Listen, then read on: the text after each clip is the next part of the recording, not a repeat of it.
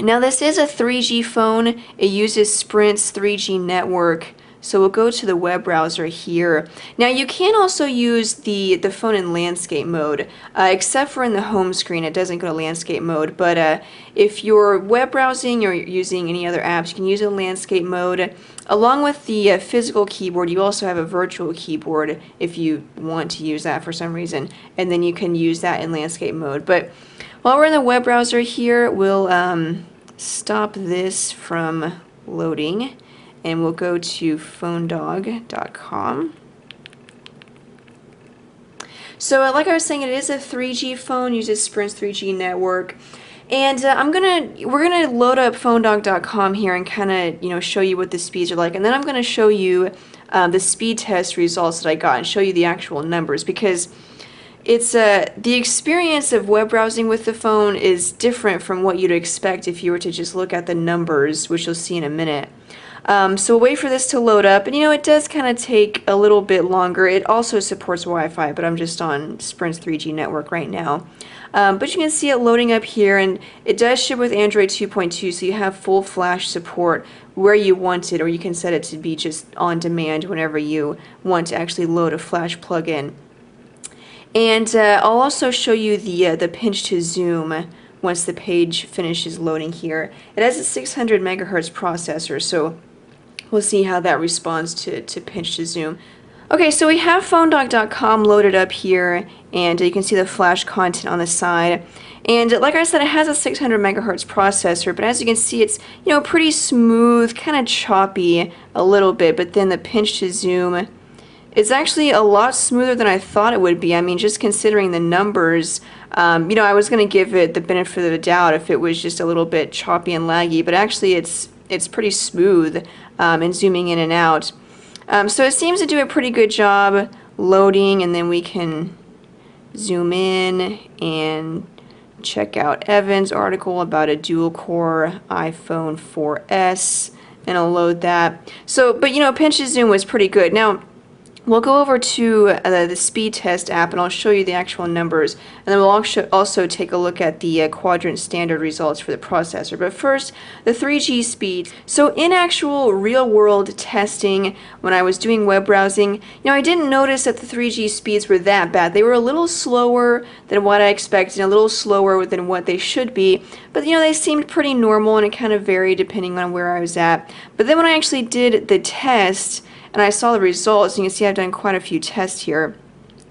The numbers are pretty poor. I had one good test where I got basically 1 meg down and then 160 up, which is, it was okay. But then, other than that, 800 almost, basically 760, 600, 41 down, 200. The numbers were pretty poor. And then you look at the upload numbers, 93, 72. So the numbers were very poor whenever I actually tested the network. However, when I was actually doing web browsing, just real-world testing, it didn't seem to me that it was that slow. I mean, I think PhoneDog loaded in about a minute, a little under a minute, which is, not great, but definitely not what you would think whenever you look at these numbers. So those are the results that I got, but then I can also tell you that in just testing it in real-world usage, it didn't really seem that slow to me whenever I was doing web browsing. Now we'll also take a look at the processor results. Now I mentioned that it has a 600 megahertz processor,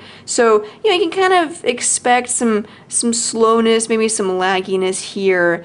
But I want to show you the results, the test results, because the numbers don't really reflect the true performance of the processor. Okay, so now the results are ready. We'll load them up, and drum roll, 400, which was about the norm. I got around 400, 500, which is extremely, extremely low, especially if you consider that on here it has the Nexus 1 on 2.2 as all the way at the top, and of course we know that there's a ton of devices that are faster than that.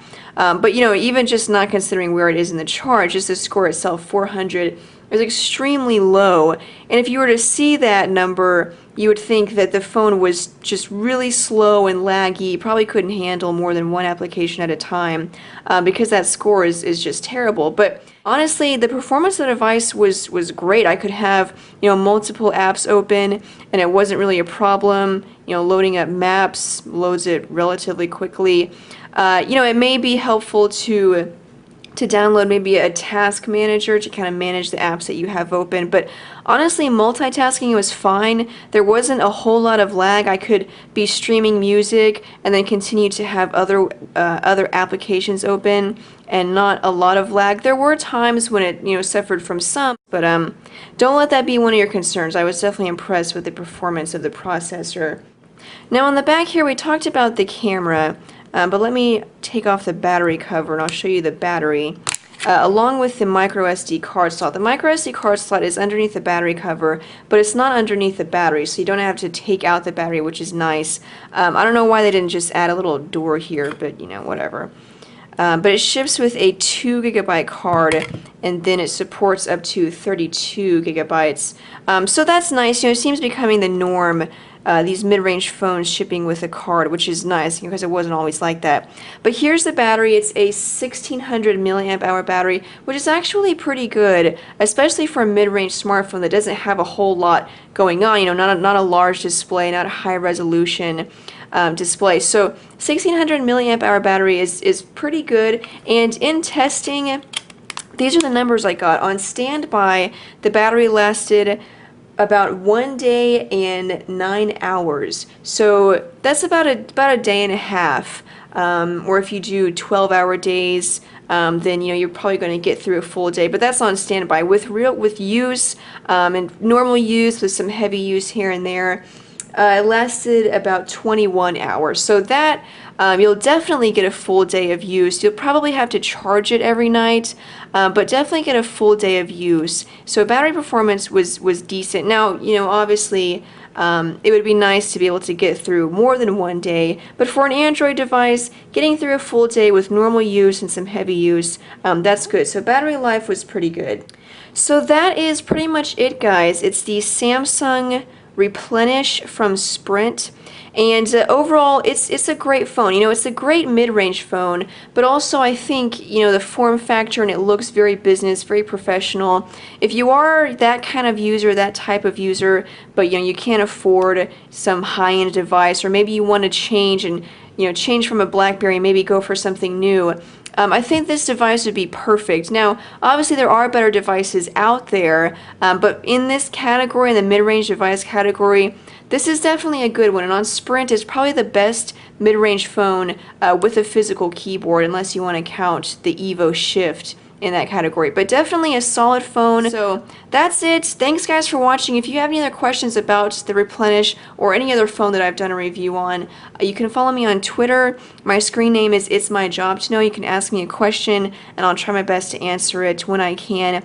But remember to keep it on phonedog.com for more news, updates, and reviews. I'm going to post my written review of the Replenish. I'm also going to have some dogfights coming up. And then, of course, Aaron always has tons of reviews for you guys. So keep it on phonedog.com.